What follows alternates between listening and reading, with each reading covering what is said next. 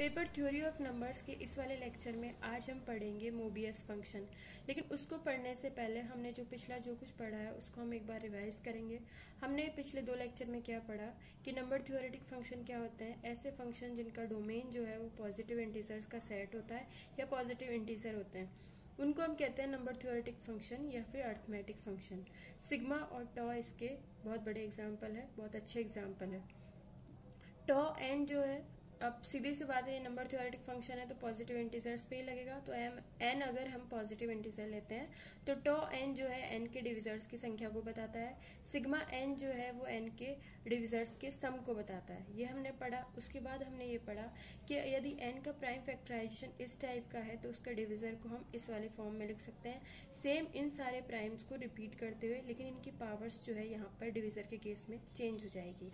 इसके बाद जो है हमने टॉ और सिग्मा के लिए 2 फार्मूले पढ़े। यदि आपको एन का प्राइम फैक्टराइजेशन पता है तो आप जो है टॉ एन और सिग्मा एन की वैल्यू इन फार्मूलों की हेल्प से इजीली निकाल सकते हो। उसके बाद जो है हमने ये पढ़ा कि डिविजर्स का जो संख्या है वो टॉ होती है, जो सम होता है वो सिग्मा होता है, और जो प्रोडक्ट है उसको हम कैपिटल पाई से डिनोट करते हैं, और ये इक्वल होता है एन की पावर टॉ एन बाई 2 से। तो हम जो है डिविजर्स का गुणा भी निकाल सकते हैं।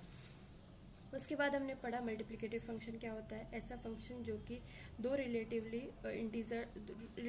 प्राइम इंटीजर है एम और एन, जिनका जीसीडी 1 है, उन पे एफ अगर डिस्ट्रीब्यूट हो जाता है, F M into F N type का वैल्यू आती है, तो ऐसे फंक्शन को हम कहते हैं मल्टीप्लिकेटिव फंक्शन। उसके बाद हमने ये शो किया कि टॉ और सिग्मा ये दोनों फंक्शन कैसे होते हैं मल्टीप्लिकेटिव फंक्शन। ये नंबर थ्योरेटिक फंक्शन भी है और ये मल्टीप्लिकेटिव फंक्शन भी है।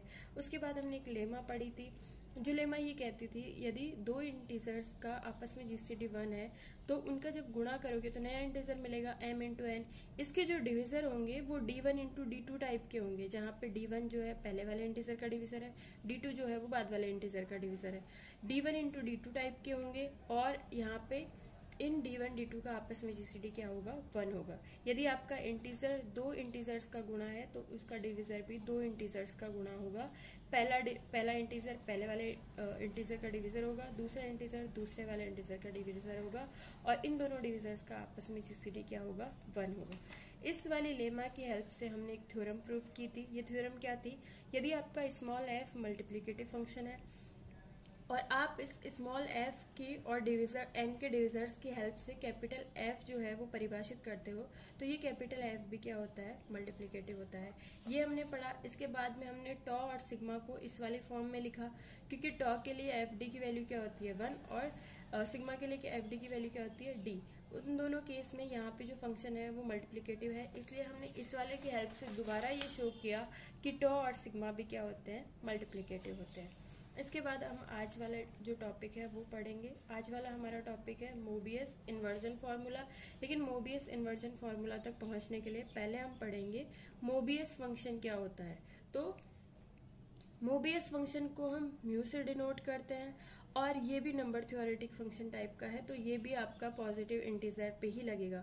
तो एक धनात्मक पूर्णांक n के लिए म्यू यानी मोबियस फंक्शन जो है इस तरह से परिभाषित होता है। म्यू n की वैल्यू जो है वो 1 हो सकती है, 0 हो सकती है, और -1 या 1 हो सकती है, लेकिन डिपेंड करता है आपका n किस टाइप का है। तो म्यू n की वैल्यू 1 होगी यदि आपका n इक्वल टू 1 है, यानी म्यू 1 की वैल्यू 1 होती है। n इक्वल टू 1 के लिए म्यू 1 की वैल्यू 1 होती है। म्यू एन की वैल्यू 0 हो जाएगी यदि एन को कोई पी स्क्वायर डिवाइड कर रहा है, यानी कि जैसे 2 का स्क्वायर 4 जिनको डिवाइड कर रहा है, 4 के जो गुणा है 4, 8, 12, 16, उन सब के लिए इसकी वैल्यू क्या हो जाएगी, म्यू की वैल्यू क्या हो जाएगी 0।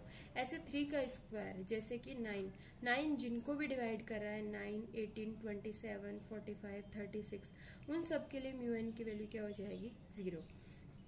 ये इसकी सेकंड वाली पॉसिबिलिटी है। थर्ड ये है यदि आप n को इस टाइप से लिख पा रहे हो p1 into p2 into pr, यानी सारे प्राइम सिर्फ एक एक बार आ रहे हैं। जैसे हम 6 को लिखते हैं 2 इंटू 3, 2 का स्क्वायर नहीं हो रहा, 3 का स्क्वायर नहीं हो रहा, यहाँ प्राइम्स की पावर नहीं है, सिर्फ सिंगल प्राइम आ रहे हैं। अगर आप n को ऐसे प्राइम्स के गुणा में लिख सकते हो तो इस n के लिए म्यू n की वैल्यू क्या होगी -1 की पावर r। मतलब अगर आपने यहाँ पे सम संख्या में प्राइम यूज़ किए हैं, यानी आर का मान सम है तो इसकी वैल्यू 1 हो जाएगी।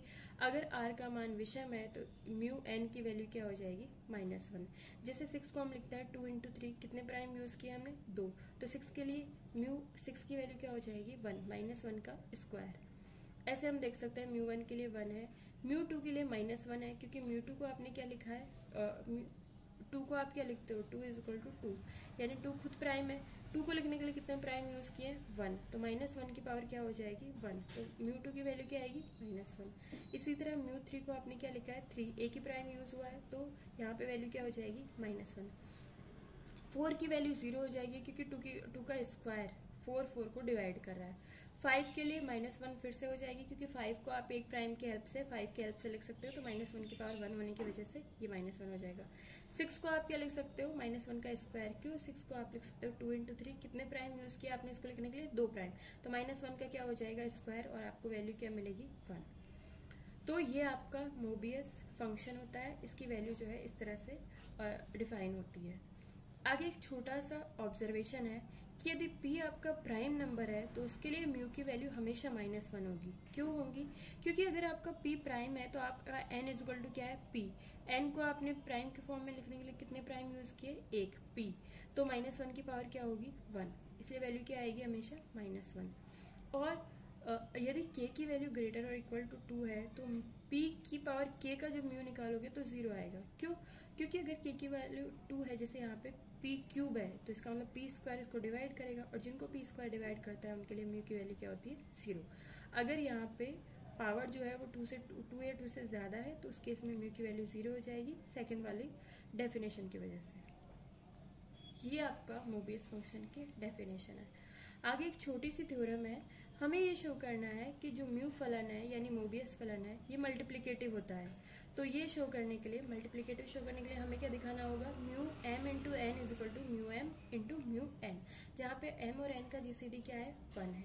तो सबसे पहले हमने दो इंटीजर ऐसे ले लिए m और n, जिनका जीसीडी क्या है, 1 है। तो अब देखिए इनका जीसीडी है 1। अब m और n और कोई इनकी क्वालिटी हमें नहीं पता, हमें सिर्फ इतना पता है इनके आपस में जीसीडी 1 है।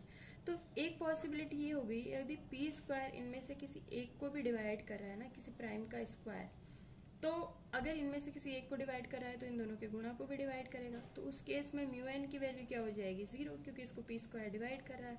0 को आप क्या लिख सकते हो, म्यू m × म्यू n, क्योंकि यहाँ पे जैसे मैंने मान लिया m को p² डिवाइड कर रहा था तो इसका तो 0 था यहाँ पे म्यू की वैल्यू, इसको मान लो नहीं कर रहा था, इसकी नॉन ज़ीरो थी, तो आप 0 को क्या लिख सकते हो, 0 × ये जो आपका नॉन ज़ीरो था, और इस 0 की जगह आप क्या लिख सकते हो, म्यू m।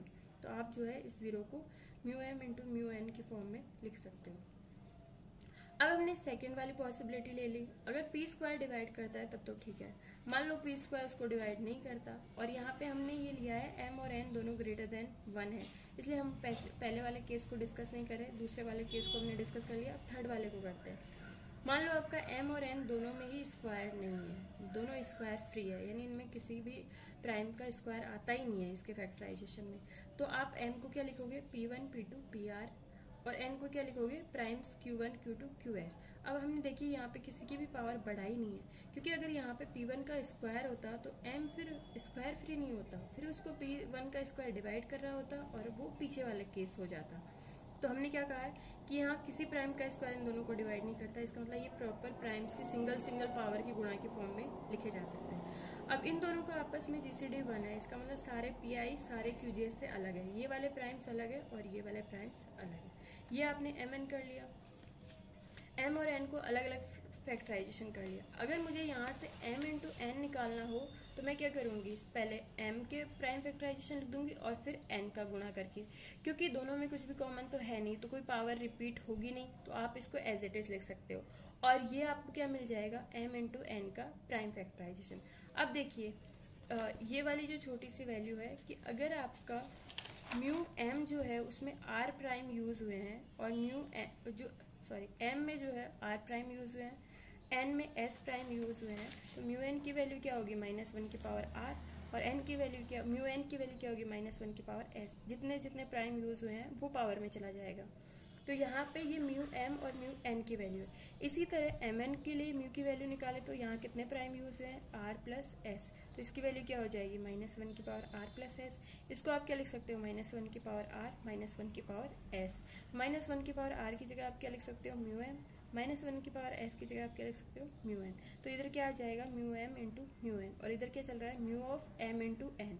तो ये इससे ये जो लास्ट में रिलेशन आया इससे क्या सिद्ध हो गया कि म्यू मल्टीप्लिकेटिव फंक्शन है, क्योंकि ये इस वाली प्रॉपर्टी को सेटिस्फाई कर रहा है। तो ये आपकी थ्योरम हो गई जिसमें हमने शो किया कि जो म्यू फंक्शन है, मोबियस फंक्शन है, वो कैसा होता है, मल्टीप्लिकेटिव। अब एक और छोटी सी थ्योरम है, ये थ्योरम ये कहती है आपने कोई पॉजिटिव इंटीजर लिया n, जो क्या है, ग्रेटर और इक्वल टू 1 है, यानी 1 और 1 से बड़े जो पॉजिटिव इंटीजर है उन सब के लिए ये रिजल्ट ट्रू है। क्या है कि आप n के डिविजर्स निकालो d और उन सब पे म्यू लगा दो। जैसे मैंने मान लो 8 ले लिया, तो 8 के डिविजर कौन हो जाएंगे, 1 2 4 8, तो मैं लिखूंगी म्यू 1 म्यू 2 म्यू 4 म्यू 8, और उन सब का आप समेशन कर दो, यानी सम कर दो। तो वैल्यू जो है दो ही आती है, या तो 1 आएगी या 0। 1 किस केस के लिए आती है, n इज इक्वल टू 1 के लिए, और 0 किस केस के लिए आता है, जब आपका n की वैल्यू 1 से बड़ी है। यानी समेशन ऑफ म्यू d जो है वो 1 होता है n इज इक्वल टू 1 के लिए, और बाकी सारे बड़े इंटीजर्स के लिए क्या होता है, 0। ये आपको शो करना है, जहाँ पे d क्या है, n के पॉजिटिव डिविजर्स को शो कर रहा है। ये अंडरस्टूड है ही। तो ये आपकी थ्योरम का स्टेटमेंट है। इसका प्रूफ कैसे करेंगे, अब n पे डिपेंड करता है, यहाँ पे n जो होगा उस हिसाब से हमारे पास यहाँ पे 3 पॉसिबिलिटी बन रही है। केस फर्स्ट ले लिया, अगर n इज इक्वल टू 1 है, यानी हमें 1 वाले इंटीजर के लिए इसकी वैल्यू निकालनी है, तो हम क्या निकालेंगे, n is equal to 1 put करेंगे, तो ये क्या हो जाएगा, समेशन। वो डिविजर जो 1 को डिवाइड करते हैं उनका म्यू d निकाल लेंगे और समेशन कर देंगे। तो 1 को तो एक ही डिवाइड करता है, तो d की वैल्यू क्या हो जाएगी, 1। यहाँ पे क्या आएगा, म्यू 1, और म्यू 1 की वैल्यू क्या होती है, 1। हमें पता है, ये हमने पढ़ा है पिछले अभी डेफिनेशन से।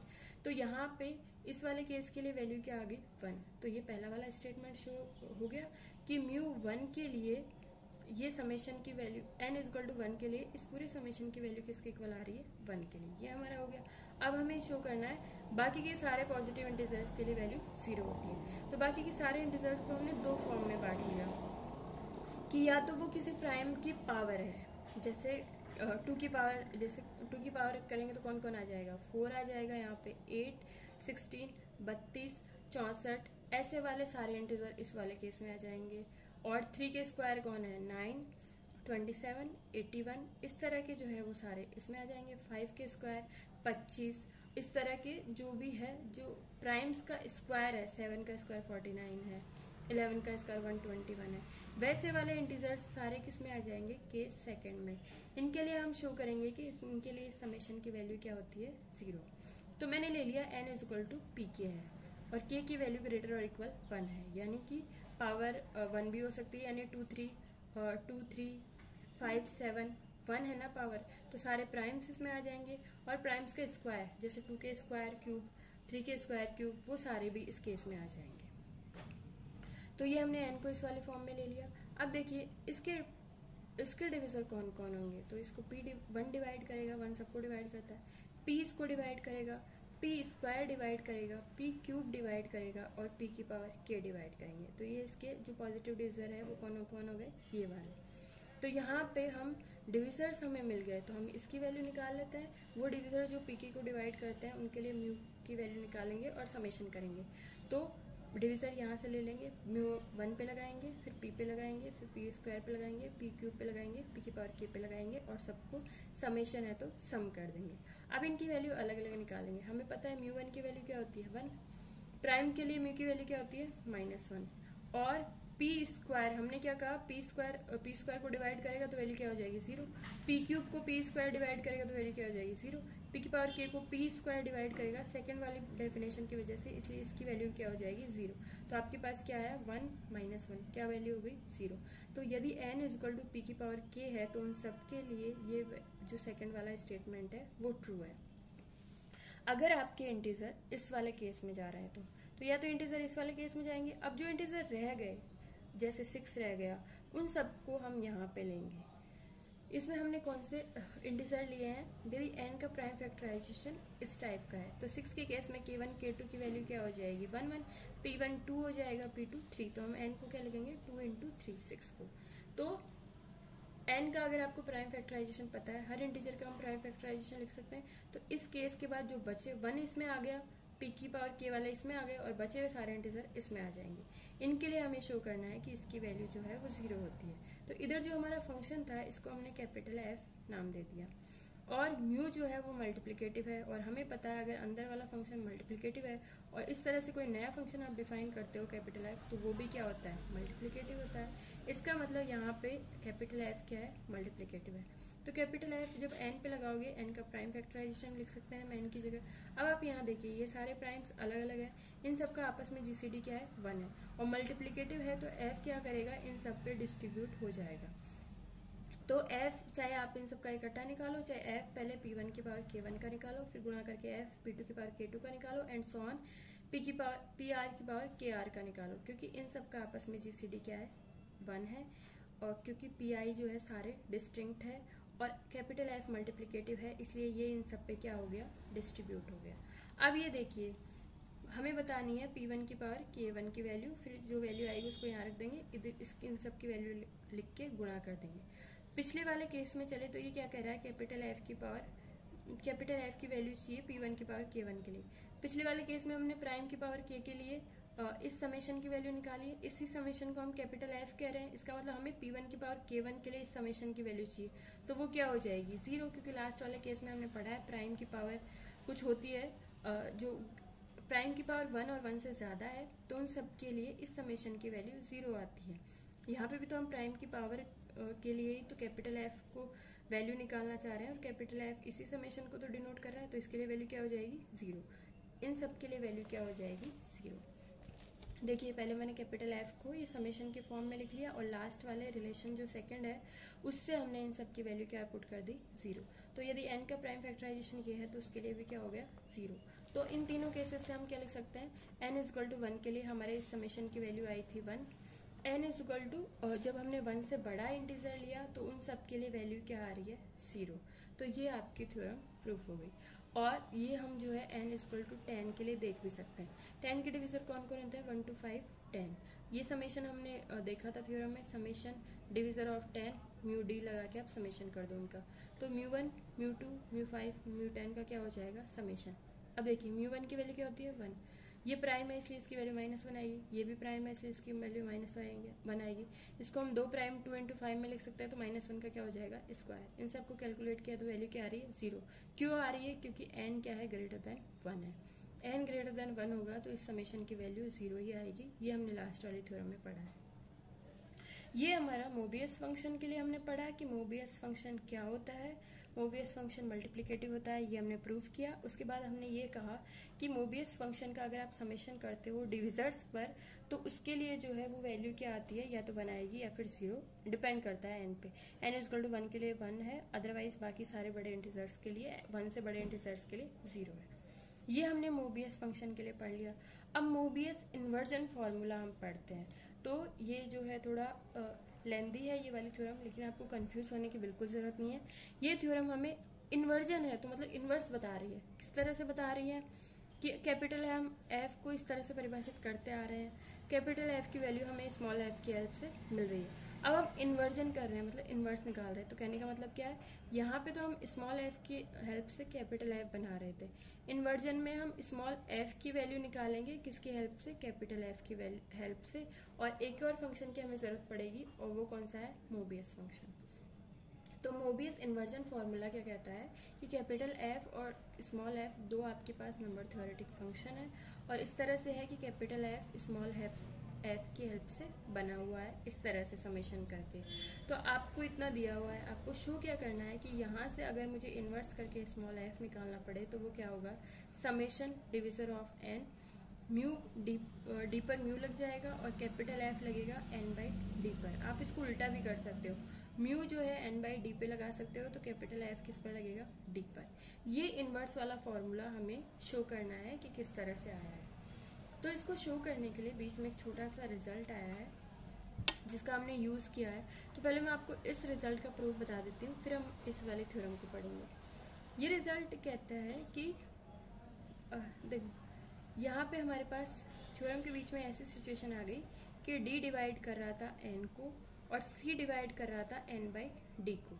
एन बाई डी का मतलब क्या है, जब डी ने एन को डिवाइड किया तो जो भागफल आया उसको क्या कर रहा है, सी डिवाइड कर रहा है। ये दो चीज़ें हमें दी हुई है। हम क्या शो कर रहे हैं बीच में एक छोटी सी थ्योरम में, हम ये सिद्ध करेंगे कि ऐसा तभी पॉसिबल है यदि और केवल यदि सी डिवाइड करे एन को और डी डिवाइड करे एन बाई सी को।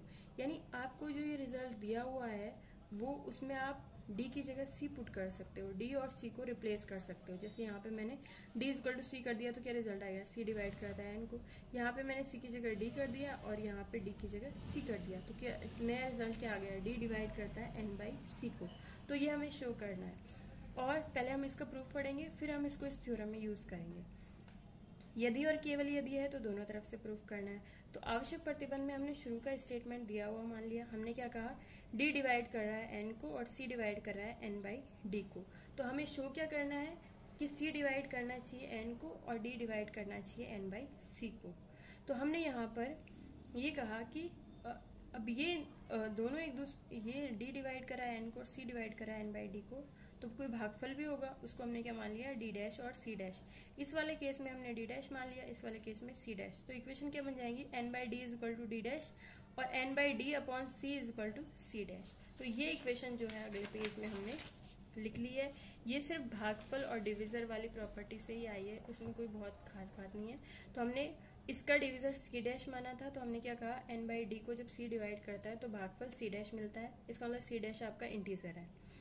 तो यहाँ पे हम इसी रिलेशन का यूज़ करेंगे। मैं इसको N by D into C लिख सकती हूँ, डी को बटे में करके is equal to C dash. ठीक है, अब यहाँ पे मैंने डी को इधर रखा और सी को इधर, जो सी है उसको ऊपर कर दिया। एन बाई सी को डी ये कर सकते हैं हम, सी को हमने ऊपर कर दिया, ऊपर क्या हो गया, एन बाई सी अपॉन में क्या है, D is equal to C dash. अब आप देखिए एन बाई सी को जब डी डिवाइड कर रहा है तो सी डैश आ रहा है और सी डैश इंटीजर है। इसका मतलब डी में इसका डी का भाग इसमें पूरा पूरा जा रहा है। इसका मतलब डी डिवाइड करता है एन बाई सी को। यही हमारा स्टेटमेंट था दूसरा वाला। और पहला वाला लाने के लिए कि सी डिवाइड करता है एन को, हम इसी इक्वेशन को वापस लेंगे और हमने यहाँ पर ये कर दिया, इसको हमने लिख दिया N upon D into C is equal to C dash. अब जो है ये डी जो है हमने क्रॉस मल्टीप्लिकेशन कर दिया, तो N by C is equal to क्या आ गया, D into C dash. D भी इंटीजर है, सी डैश भी इंटीजर है, तो ये पूरा क्या आएगा, इंटीजर। इसका मतलब एन बाई सी करते हैं तो इधर इंटीजर आता है, इसका मतलब सी डिवाइड करता है एन को। तो ये दोनों आपके शो हो गया, सी डिवाइड करता है एन को, डी डिवाइड करता है एन बाई सी को।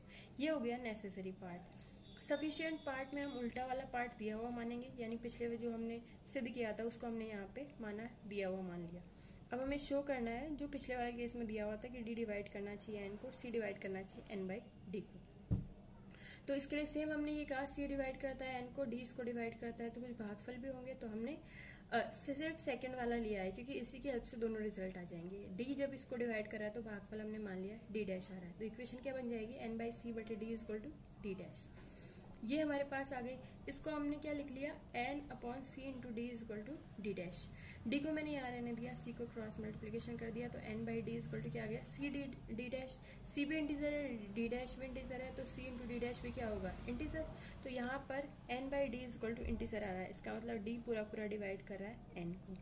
दूसरा रिजल्ट लाने के लिए हमने यहीं से शुरुआत की और हमने जो है डी को ऊपर भेज दिया एन के पास। तो ऊपर क्या हो जाएगा, एन बाई डी, और इसको हम क्या लिख सकते हैं, बटे सी इक्वल टू डी डैश।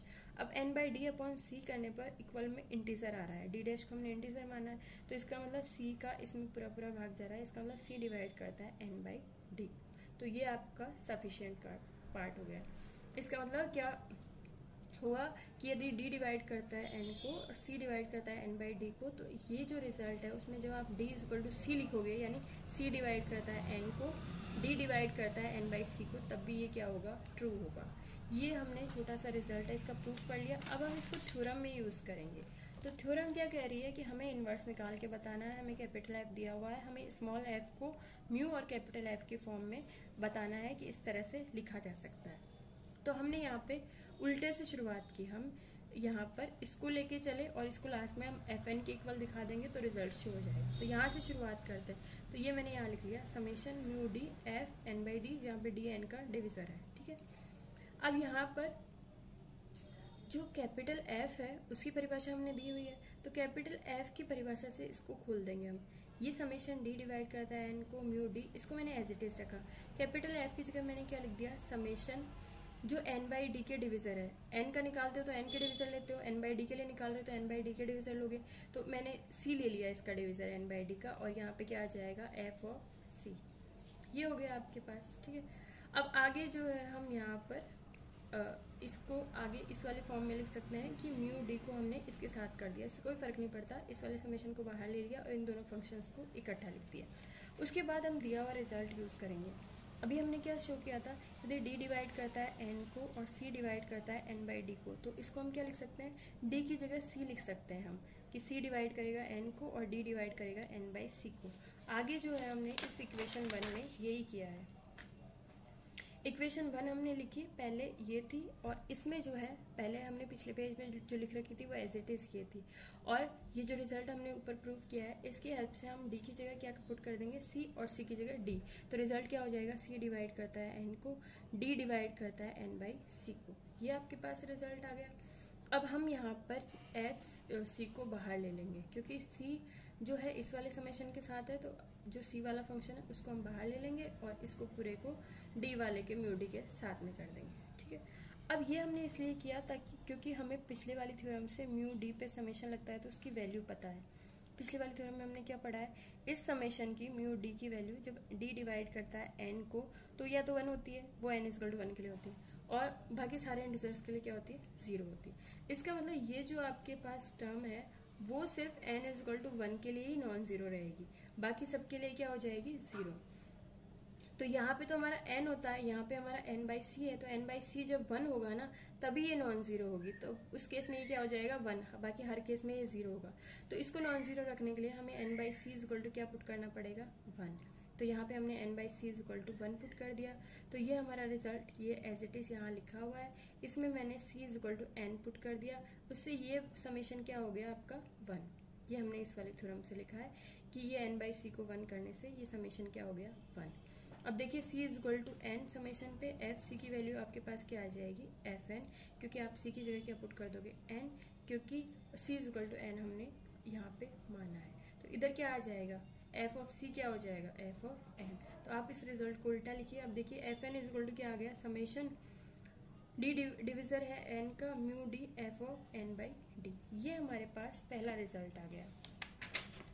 जब आपका डी जो डी पर म्यू लग रहा है और n बाई डी पर कैपिटल एफ। अभी हमें सेकेंड वाला और लाना है, तो इसके लिए हमने इसको यहाँ पर n बाई डी की जगह अगर आप डी डैश पुट कर दो तो देखो ये रिजल्ट क्या हो जाएगा, n बाई डी की जगह आप डी डैश पुट कर दो तो n by D is equal to, अगर आपका डी डैश है तो देखिए इसको आप ये लिख सकते हो n by D dash is equal to D, यानी अगर d डिवाइड कर रहा है n को तो डी डैश भी डिवाइड करेगा n को। तो यहाँ पे हम डिवीज़र क्या ले लेंगे अब, डी डैश, यानी डी डैश n का डिवीज़र है, म्यू डी को एज इट इज रखेंगे और n बाई डी की वैल्यू यहाँ से पुट करेंगे, क्या हो जाएगी, n बाई डी डैश। तो म्यू तो हो जाएगा n बाई डी डैश के लिए, और f की जगह हम क्या पुट कर देंगे, f में डी डैश। तो आपका रिजल्ट देखो क्या आ जाएगा, F N is equal to summation divisor D dash divisor है n का, और म्यू पे n बाई डी डैश और f डी डैश। ये आपके पास आ गया। अब क्या होता है, अगर आपके किसी एक्सप्रेशन में कोई भी इंडेक्स मतलब कोई भी सिंबल 2 बार आ रहा है तो उसको हम डमी इंडेक्स कहते हैं। और डमी इंडेक्स को आप, जैसे अगर p है तो मैं यहाँ इसको p को q कर सकती हूँ, डमी इंडेक्स को आप नाम चेंज कर सकते हो। तो यहाँ पे मैंने डी डैश 2 बार रिपीट हो रहा है तो मैंने इसको डी डैश की जगह d कर दिया, तो ये रिजल्ट क्या आ जाएगा, म्यू लग जाएगा n बाई डी पे और d पर लग जाएगा कैपिटल f। तो ये इसकी नई वाली फॉर्म आ गई। तो F N is equal to एक वाली फॉर्म तो ये आ गई जहाँ पे म्यू डी पर लगा हुआ है और n बाई डी पे कैपिटल एफ लगा हुआ है। दूसरी वाली फॉर्म जो है यहाँ से आ गई जिसमें म्यू n बाई डी पे लगा हुआ है और डी पर कैपिटल एफ लगा हुआ है। तो ये आपकी थ्योरम जो है, दोनों स्टेटमेंट को एक साथ लिखेंगे तो ये आपकी थ्योरम प्रूफ हो जाएगी। और यहाँ पर जो है हमने इसको आगे n इज इक्वल टू 10 के लिए जो छोटी सी थ्योरम हमने यहाँ प्रूफ की थी थ्योरम के बीच में, उसको हमने n इज इक्वल टू 10 के लिए प्रूव भी किया है। ये हम अगले वाले लेक्चर में पढ़ेंगे। इसके यहाँ तक अगर आपको कुछ भी समझ में नहीं आया हो तो आप यूट्यूब के कमेंट सेक्शन में या फिर व्हाट्सएप पे मैसेज करके पूछ सकते हो।